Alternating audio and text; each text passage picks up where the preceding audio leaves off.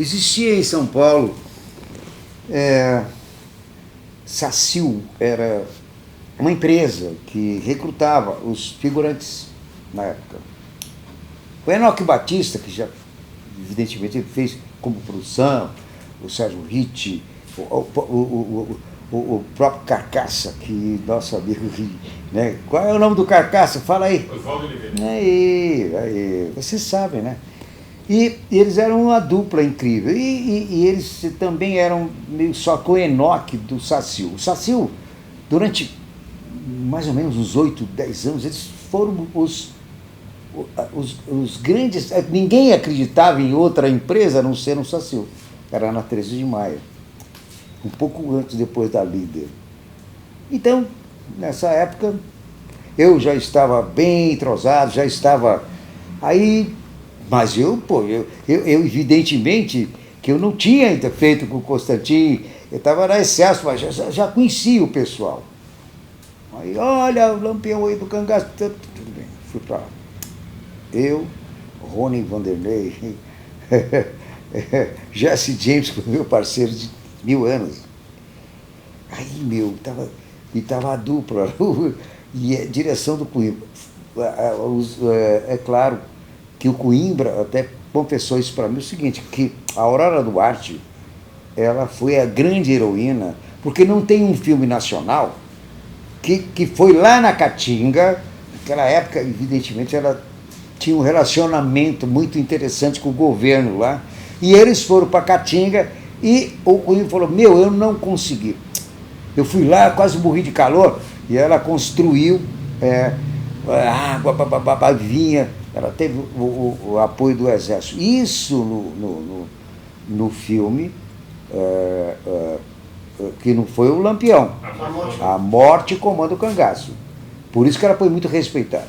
Passando anos, eu já estava, que eu assisti o filme, fiquei extasiado, como todo mundo ficou. Que foi isso depois do Cangaceiro, né? Com Alberto Russo, tudo bem. Só que ficou estereotipado, alguma coisa como ele estava dizendo aí, o senhor conhece muito bem. Bom, o Lampião foi feito em Jundiaí, porque aquele cenário normal. Aí, o Enoque falou, não, Cleide, tudo bem, eu vou entrar. E o Fracari, o Antônio Fracari, foi um cara que, na época, além de ele fez com o Mujica, hoje até de vez ele saiu fora, mas é nosso amigo. Você já encontrou com o Fracari, lá na galeria, né? Nosso point. Aí o Fracari fez e você começar onde? Se cada diretor tivesse o mesmo roteiro, cada um ia iniciar da sua maneira de ser. E aí, aquele lance, eu falei, meu Deus, aí, que tinha o corpo fechado, da cartaz. E eu, Maria Bonita, não sei, agora eu confundo faz tempo. Agora, vamos ver aí, agora, como é que foi realmente. Eu tinha que falar assim, aí o Enoque Batista ficou com isso. Depois ele fez um rei da boca comigo, falei, tá vendo? Aí o Coimbra brigando, falou, eu dei toda a figuração, aí ficou a minha voz em off, venham ver o homem que tinha o corpo fechado. Mas eu não, porque foi muito boa a minha aparição. Depois eu perguntando para o Coimbra, falei, Coimbra, porque aí seria de um amanhecer do dia, era um moreninho, cara, e você vai fazer exatamente aquele cara. Eu falei, como? Aí foi uma surpresa, né?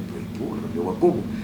O cara que tá lá. E realmente, se vocês verem no filme, o cara moreninho, o Leonardo Vilar está saindo, é uma cena antológica sensacional. Ele recebe um tiro, aí aquele tiroteio, os dois vão andando, é uma coisa muito interessante em relação da captação de imagem. Aí, quando eu vi, mas aí houve a briga, porque o Enoque, depois ele fez com a voz em off, porque na realidade o Coimbra falou, não, você vai fazer o cara que... E no filme tem, mas tá luz e sombra, né? Aí eu vesti quase mais ou menos assim, eram os macacos, né? que estavam, claro, e o Coimbra falou, você vai fazer o dublê do cara. Eu falei, como é? Era legal. Pura, ilegal. Está aqui entre nós. E ele falou, Clerio, meu, pô, a Sacil realmente, por isso que eu disse, a Sacil, pô, o Enoch é um cara, né? Pô, e acontece o seguinte, ele ensaiando com o Enoch, aí ele passou a fala para mim, eu tirei de letra. Aí ele ficou com ciúme, pô, e eu... Mas são coisas, são passagens, são reminiscências, são pessoal chegando e aí tem um garoto, aí cai o chapéu e é incrível o final, porque o garoto pega o chapéu de cangaceiro e sai correndo, seria um reinício talvez de alguma coisa. Na ocasião da filmagem de Maridos em Férias, o Konstantin Khatchenko tinha um escritório na Rio Branco, esquina com a Ipiranga. E o Jesse James, meu parceiro de 1000 anos, é incrível, porque nós iniciamos na televisão, eu trouxe ele, então, cinema, ele sempre estava comigo, quase tudo isso. Aí ele me apresentou um cara, eu era um repórter da Folha de São Paulo, que chegava no local, a viatura entrava da calçada, a Terezinha Sodré estava presa com aqueles fios de caça-tubarões, que era apavorada, ai meu Deus! E foi num horário de almoço, e se jogava coisas, televisão, pá, embaixo. Foi mais ou menos uma operação preparada, porque problemas de tiro, problema desses, é muito importante a gente sacar isso. Então, chega o Jesse James e fala assim, ele era assistente de produção, era o Roberto Mauro, que era o diretor de produção, aliás, um dos grandes diretores de produção. E ele chegou e falou para mim, olha, tem esse cara aqui, ó, ele tem uma grana, cara, você não pode... Eu falei, pô, mas eu tô com a viatura. Eu falei, ô, Jesse, pelo amor de Deus. Não, mas põe ele. Eu era o fotógrafo, aí eu falei, tudo bem. Falei, Konstantin, tá entrando outro cara, que eu era assistente de direção do filme, já conhecia, e o Konstantin me deixar, por que é aqui? Eu falei, vai entrar um pessoal, eu vou dividir com ele. Faz, porque era uma filmagem difícil. Eu não podia, naquele momento, explicar nada. Então eu falei para o Saeb Naim Rossi. Falei, olha, eu estou dividindo com você, é o seguinte, tá, você segura aqui, você vai fotografando e eu vou anotando. Naquela época seria esse caso. Então, na Rio Branco, nesse horário, jogando a televisão. Eu fui assistente do Dionísio, porque naquela época era transitório. Você não podia ficar numa emissora se você não passasse por todos os departamentos. Isso é muito bom. Hoje não tem mais. Você ia do jornalismo até todos os segmentos, novela e tudo mais. E eu tive a grande satisfação. O Saeb falou, mas o Dionísio tem um projeto, A Virgem, que eu fui co-diretor com ele, e foi a estreia do Cadu Moliterno, ele era Carlos Eduardo Moliterno, a Nádia Lippe, o Nuno Léo Maia, o Tony Tornado, que foi a estreia dele no cinema. Depois ele fez com o Tony Vieira esses lances todos. Então foi um marco numa realização projetada, analisada na trajetória da Profilbras. A volta do Hélio Souto no cinema, ele estava, depois de muito tempo disso, em 1973, os classificados, ele estava paralisado, 8 anos. Aí foi a Joana Fonte, tudo mais. Eu tive o privilégio de o Saeb falar, não, Clery, quem que você quer? Fagundes, por exemplo, que foi, eu faço, ela sente, briguei com o Massaíne. Por quê? Porque naquela época eram títulos capciosos, títulos que seria, vamos dizer assim, o roubo das calcinhas, eu dou o que ela dá. Aí o título era A Incrível Coincidência. Aí, cara, velho Massaíne, fala assim, briguei com ele, falei, não quero receber mais de você, eu vou receber tá bom, então tudo bem. Aí o velho Massaíne, senta aí, embora. Quando você vier receber aqui de mim, você vai concordar. E não deu outra. A experiência do velho Massaíne, fantástica. Foi. Como é que foi? foi ele...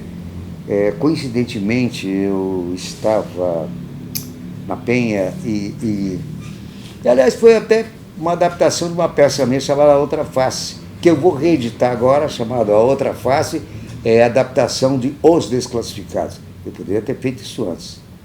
Porque na Penha houve um assalto, houve aquele lance todo, e é claro que aí os outros personagens já entram um pouco da ficção. Agora, o miolo da coisa, os 4 marginais dentro do quarto, aquele conflito entre cada um, tinha uma razão de ser, de viver, não todos eram marginais, qualificados, aliás, eram desclassificados. Então, foi essa razão que ficou. Na real, se você vê, até participei agora, fizemos parte do Festival Internacional, fiquei até muito agraciado com isso, porque me chamaram e falaram, olha, nós achamos que esse filme realmente retrata, veja bem, ele não tem um palavrão. O cinema tem essa liberdade da gente ter, vai tomar no cu, fazer o... Entendeu? Porque senão você fica estereotipado na televisão, certo? Mas foi um lance, talvez eu assinando essa diretriz de um filme, e depois eu fiquei surpreso, porque realmente o filme não tem um palavrão. Pô, de filme, meu, vou lançar todos eles, em vídeo. Mas para mim foi muito gratificante, porque analisando depois, cada coisa que você faz, vai pensando, vai vendo, falando, poxa, o que se pode você melhorar? É claro, do Desclassificado para cá, alguma coisa. Eu estou fazendo Tiradentes, se vocês viram aí, agora sim, ó, que são 3 histórias. Se eu vacilar, ficar, entendeu?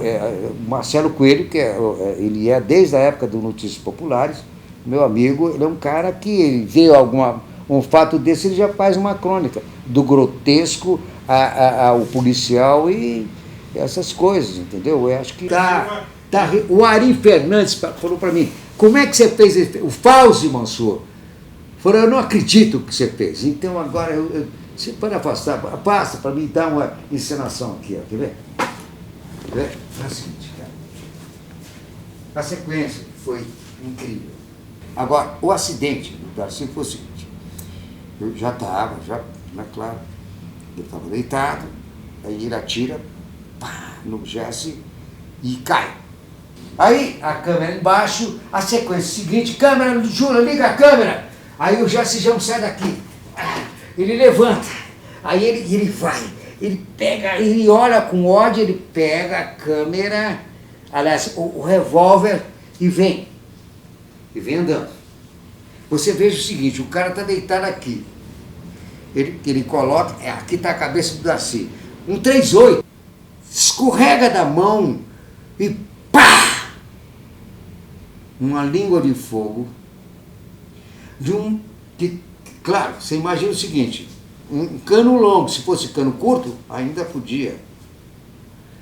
Isso estaria nessa distância aqui. Você já imaginou o que acontece? Aquele uá! Ainda foi uma sorte de ser uma das últimas cenas do Darcy Silva, no contexto, porque quando aconteceu isso, sangue, o Jesse, eles abraçaram, todo mundo ficou estático. Isso deve ter essa cópia, aliás, eu vou pedir, viu, Selma? Eu tenho, porque da Líder foi para a Cinemateca.